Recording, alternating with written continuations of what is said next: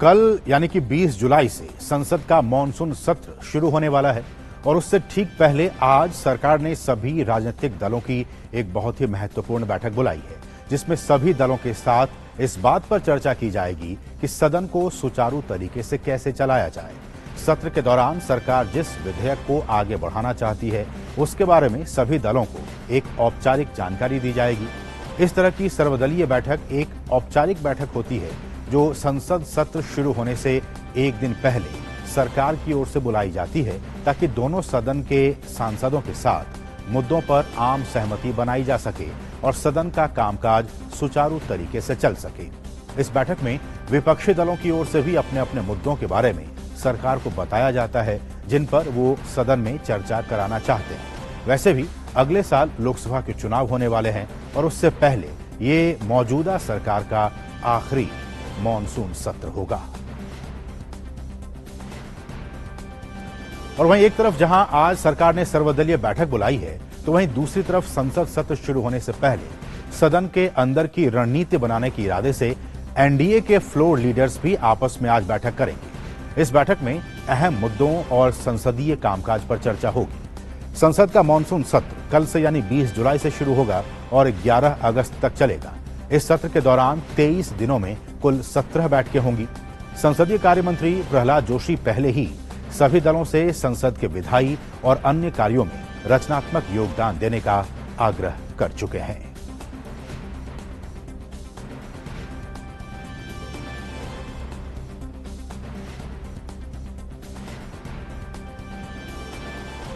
और हमारे सहयोगी शैलेंद्र मिश्र इस वक्त ताजा अपडेट के साथ मौजूद हैं। तो शैलेंद्र, सर्वदलीय बैठक भी होनी है, एनडीए के फ्लोर लीडर्स की बैठक भी होनी है और सिर्फ 17 दिनों का कामकाज है। क्या हम ये उम्मीद करें कि इस बार का जो मॉनसून सत्र है वो रचनात्मक होगा और उसमें जो विधायी कामकाज हैं वो निपटाए जाएंगे? असीम, देखिए, अब से थोड़ी देर बाद बिजनेस एडवाइजरी कमेटी जो लोकसभा की है उसकी बैठक होने वाली है 1:30 बजे, जिसमें क्या कामकाज होना है अगले हफ्ते उसकी एक रूपरेखा तय होती है, उसकी एक जानकारी दी जाती है, एक सहमति बनती है। वो बैठक थोड़ी देर में शुरू होने वाली है। उसके बाद 3 बजे सर्वदलीय बैठक होगी जो सरकार के द्वारा बुलाई गई है। प्रहलाद जोशी जो संसदीय कार्य मंत्री हैं, उन्होंने औपचारिक तौर पर न्योता दिया है। तमाम दलों के जो सदन के नेता हैं, लोकसभा और राज्यसभा के जो फ्लोर लीडर्स हैं, उनको बुलाया गया है। उस बैठक में सरकार औपचारिक तौर पर यह जानकारी देगी कि किन किन विधायी एजेंडे के साथ आगे बढ़ना चाहती है इस सत्र में सरकार। और हम जानते हैं कि पिछले ही कैबिनेट की बैठक में एक बहुत महत्वपूर्ण विधेयक जिसकी बहुत मीडिया में चर्चा है, वो मंजूरी मिली थी और पहले ही हफ्ते कहा जा रहा है कि उसे पेश किया जाएगा। तो उस पर निगाह होंगी कि आज क्या जो सर्वदलीय बैठक है उसमें उस विधेयक को लेकर औपचारिक जानकारी दी जाती है।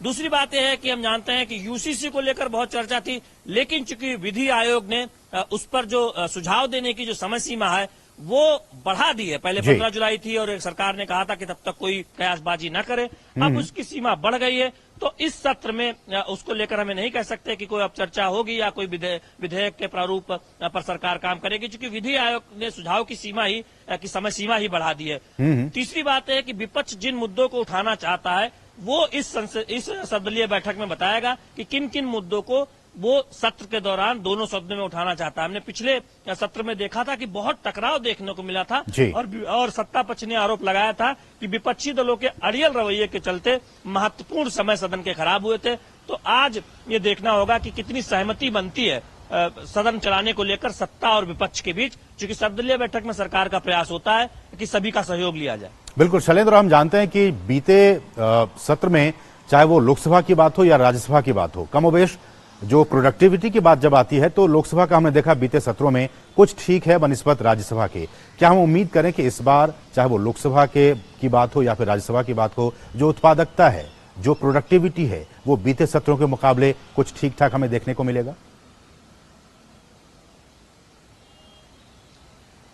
असीम, देखिए, जब भी कोई नया सत्र शुरू होता है तो उम्मीद यही होती है कि वो सत्र पिछले सत्र के मुकाबले उत्पादकता के लिहाज से बेहतर होगा, ज्यादा कामकाज होगा, सत्ता और विपक्ष के बीच टकराव नहीं होगा और विपक्षी दलों का जो रुख है सरकार उनके साथ एक सहमति बनाएगी और विपक्षी दलों के अड़ियल रुख उस तरह से नहीं होगा जैसा कि हमें पिछले बार सत्र में देखने को मिला था। लेकिन ये देखना होगा कि क्या विपक्षी दल अपने रुख में कोई बदलाव करते हैं या किसी मुद्दे को लेकर वो कोई अड़ते हैं। क्योंकि हम जानते हैं कि महंगाई सहित कई ऐसे मुद्दे हैं जिस पर ये संकेत मिल चुके हैं। बेंगलुरु में जो बैठक हुई थी उससे पहले विपक्षी दलों की जो बैठक हो रही है कि वो कई मुद्दों पर सत्ता पक्ष को, सरकार को घेरना चाहते हैं सदन के अंदर। तो ऐसे में आज की जो बैठक होगी उसमें किन मुद्दों को सबसे प्राथमिकता के आधार पर वो सदन में उठाना चाहते हैं उस पर वो जानकारी देंगे। और सरकार ने तो स्पष्ट तौर पर कई बार पहले भी संकेत दिए हैं, जब पहले सर्वदलीय बैठक सत्र से पहले हुई, कि कोई भी मुद्दा हो, अगर लोकसभा के अध्यक्ष और राज्यसभा के सभापति नियमों के मुताबिक अनुमति देते हैं तो सरकार को कोई इतराज नहीं है। तो हो सकता है कि यही एक स्टैंड आज की बैठक में भी दिखाई दे सरकार की तरफ से। तो देखना होगा कि क्या सहमति बनती है, क्या स्टैंड होता है सत्ता पक्ष की तरफ से और विपक्ष की तरफ से। बिल्कुल, और हम सभी ये उम्मीद करें कि कल से जब मानसून सत्र की शुरुआत होगी संसद में तो दोनों ही सदनों में कामकाज सुचारू तरीके से चले, क्योंकि देश का एक बहुत बड़ा पंचायत है और यहाँ पे कामकाज होना बहुत जरूरी है। बहुत बहुत शुक्रिया शैलेंद्र।